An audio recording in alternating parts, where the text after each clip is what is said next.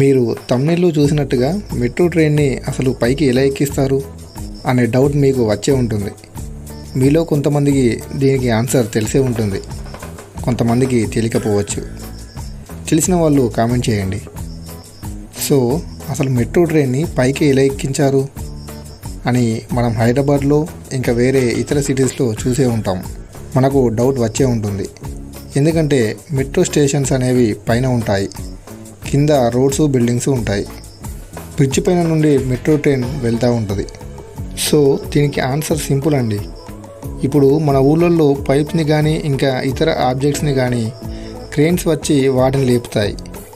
అంతెందుకు, గణపతి నిమజ్జనం రోజు పెద్ద పెద్ద వినాయకులను పెద్ద క్రేన్స్ లేపుతాయి కదా. అలాగే మెట్రో ట్రైన్ని కూడా హెవీ డ్యూటీ క్రేన్స్ ఉంటాయి, వాటి పని హెవీ డ్యూటీ చేయడమే.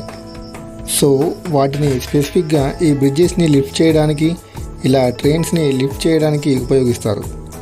ఇలాంటి క్రేన్స్తోనే మెట్రో ట్రైన్ని లిఫ్ట్ చేసి బ్రిడ్జ్ పైన మెల్లగా లాంచ్ చేస్తారు. దానికి సంబంధించిన ప్రికాషన్స్ ఆ ఏరియాలో ముందే తీసుకుంటారు. ఇలాంటి బిగ్ క్రేన్స్కి చాలా దృఢమైన స్లింగ్స్ ఉంటాయి.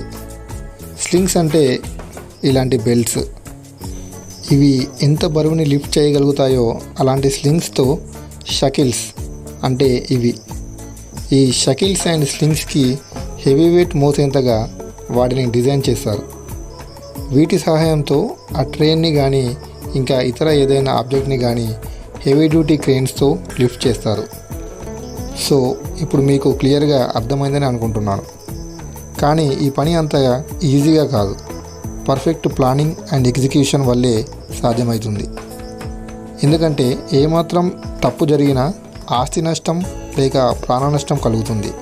కాబట్టి తగిన చర్యలు తీసుకున్న తర్వాతనే ఈ పనిని ఈ విధంగా మొదలు పెడతారు. సో ఇప్పుడు మీకు క్లియర్గా అర్థమైందని అనుకుంటున్నాను. అండ్ ఎవరైతే ముందే ఈ విధంగా చేస్తారని గెస్ చేసి తెలిసిన వాళ్ళు కామెంట్స్లో చెప్పండి. అలాగే వీడియో నచ్చితే ప్లీజ్ లైక్ చేసి ఛానల్ని సబ్స్క్రైబ్ చేసుకోండి. Thank you for watching this video.